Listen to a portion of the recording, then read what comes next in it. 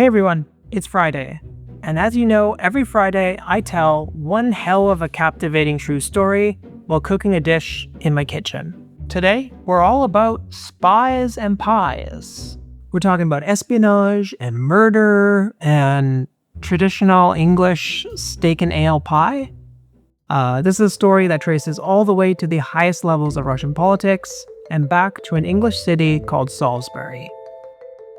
Our story starts June 27, 2018, with a man named Charlie Rowley who's just innocently digging through a charity donation bin in Amesbury, England. Charlie finds a small box, and inside that box is an expensive bottle of French perfume. Charlie thinks, well, maybe someone mistakenly discarded it, but he's happy to take it home and give it to his girlfriend as a gift. What woman wouldn't want to receive an expensive bottle of French perfume from her boyfriend? Unfortunately, in this case, 3 days after Charlie brings the bottle of perfume home, his girlfriend tries it, sprays it on her wrist, and then soon after she's dying because it was never perfume that was in that bottle. Today we're doing steak and ale pie. Bunch of beef cubed up here to go in the pie. We've got chopped onions, chopped carrots, minced garlic, celery, salt and pepper. We've got ale. The recipe called for an English dark ale, so that's all they had. Thyme, and we've got rosemary. So to understand the origin of this mystery bottle of not so perfume, we have to go back to a man named Sergei Skripal, who is a colonel in Russia's military intelligence agency, until the 90s when he decides to take a side gig, passing secret information to Britain's MI6. With Skripal's information, they end up identifying a whole bunch of undercover Russian agents operating all across Europe, which I'm sure the Russians didn't appreciate. Because in 2004, Skripal's arrested in Moscow. In 2007, he's tried and convicted of treason and sentenced to 13 years in a high-security prison. But Skripal is a lucky man. In June of 2010, he's released. Wow, that's awesome. He's released in a spy swap in a Vienna airport, which is some real crazy Hollywood stuff. So Skripal relocates to Salisbury, England, under British protection. In 2018, Skripal, he's 66 years old, and he's enjoyed a quiet retirement in the country that gave him a second life. However, the good times don't last. On the afternoon of March 4th, 2018, Sergei Skripal and his daughter Yulia, who was visiting from Moscow, spent time at a pub in Salisbury called The Mill, and then they went out for lunch at a nearby Italian restaurant.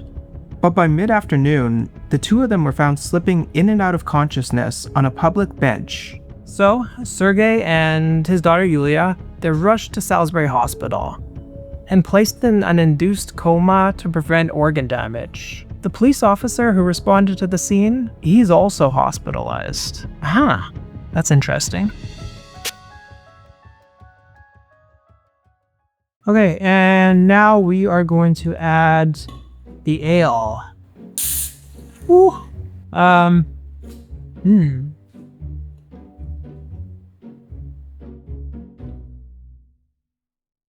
So, what happened? How did they get sick? Well, a public inquiry determined that somebody, or some group of people, had sprayed a nerve agent on the front door handle of Skripal's home. An investigation revealed that it was about 97 to 98% pure, this poison, which was enough for many, many lethal doses. The poison in question was later determined to be Novichok, which is a military-grade nerve agent developed by the Soviet Union. Although it was never officially confirmed, British investigators were pretty confident in their assessment that Russia was to blame for the attempted assassination of Skripal and his daughter. British authorities identified 2 Russians as suspects in the case. The British alleged that these 2 Russians were active military intelligence officers. So, the 2 Russian men, they gave a television interview where they claimed that they were just tourists. They traveled to Salisbury to check out the cathedrals, take in the sights, take some photos, enjoy some food, maybe poison an ex-Russian spy on the way home. The investigative outlet Bellingcat identified the two Russians as a colonel and highly decorated military intelligence officer and a trained doctor who was also working for military intelligence. 4 months after the Skripals collapsed, on June 27th, 2018, Charlie Rowley found the bottle of perfume in a donation bin in Amesbury, which was about a few miles away from Salisbury. 3 days later, Rowley gave the bottle to his girlfriend, Dawn Sturgess. She sprayed it on her wrist and noted that it had a bit of an oily texture, and weirdly, it had no fragrance, which was pretty strange for perfume to have no smell. Dawn Sturgess was a 44-year-old mother of 3. She died on July 8th, 2018. British police concluded that the poisoning of Dawn Sturgess and Charlie Rowley in Amesbury was never actually intended to happen at all. The Russians who conducted the operation never expected Charlie to find their discarded bottle.